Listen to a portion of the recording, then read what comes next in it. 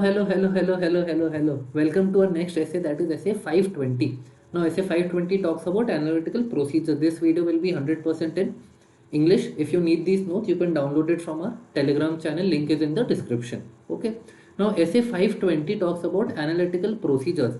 What is analytical procedures? Analytical procedures is the evaluation of financial information through analysis of relationships among both financial and non-financial data.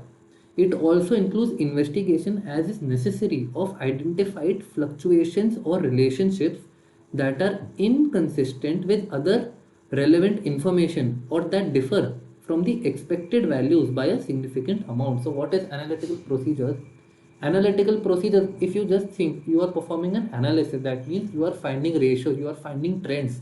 You are expecting that if last year suppose my profit was 100, this year the entity's profit might go to 110, 120, or because it's suffering a loss it might go to 80. So you are performing an analysis, you are finding trends, you are finding relationships between different variables of the financial statements. So this is your analytical procedure. If you want, pause the video, read this definition carefully. Okay. And if you need, you can find the playlist, audit playlist, Hindi and English both I've created, so you can view the videos in line. Okay. Now next is, what are analytical procedures? So analytical procedures is basically 2 points. First is consideration of comparison of financial information, and second is your consideration of relationship. So first is your consideration of financial information, and second is your consideration of relationships. So in financial information, what do you compare? That is, you compare your comparable information for prior periods. That is, you compare your current year financial data with your prior period data.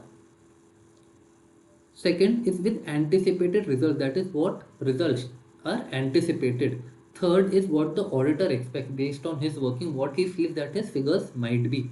And fourth is you compare with your peers, your competitors, that is with similar industry information. Clear? So if your industry is growing by 10%, you can also assume that my entity is also growing by 10%.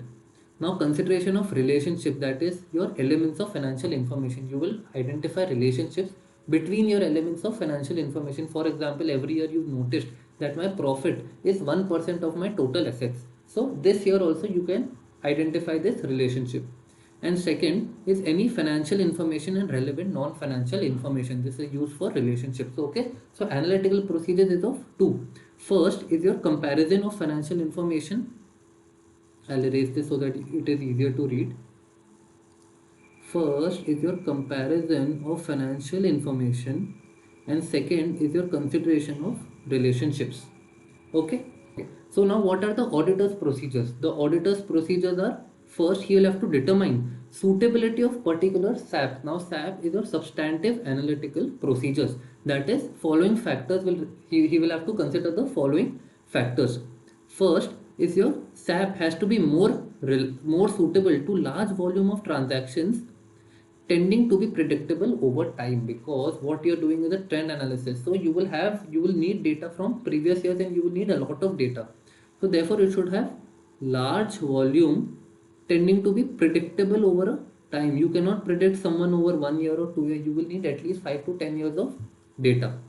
Now second talks about suitability of SAP is influenced by nature of assertion and auditor's assessment of analytical procedure. That is, your suitability will depend on, of course, how the auditor is using and why the auditor is using. Third, in some cases unsophisticated predictive models may be useful. That is, in some cases you need not perform analytical procedure, you can go with unsophisticated predictive models. Now your second point talks about evaluate the reliability of data. Now the source data, the base data that you are using, you will have to check whether is that reliable. Can I actually rely on it? Evaluate reliability of data with regards to source, comparability, and nature of information available. So you will have to check your source data. Third is develop an expectation of recorded amounts or ratios, because just blindly applying formulas will not help. You will have to have an analytical mind. You will have to think. You will have to develop an expectation as to what range the figure should be coming and versus what range it is actually coming in. Fourth is determining the amount of any difference of recorded amounts from expected values. So in the third step we had decided what our expected values are, and in the fourth we are comparing actual versus expected, and if there is a very wide variance between both of them. If there is a very wide variance, you will investigate, that is investigate in results of analytical procedures.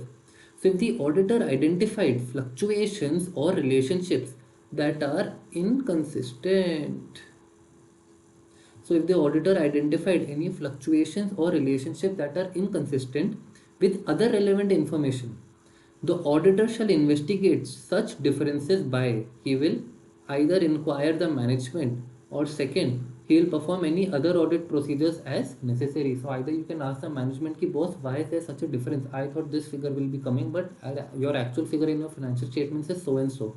So why is the difference coming? That is with regards to inquiring of management. And second is you will perform audit procedures that are necessary. Okay, and with this we are done with this standard. Like the video, and I will see you in the next one, that is essay 530.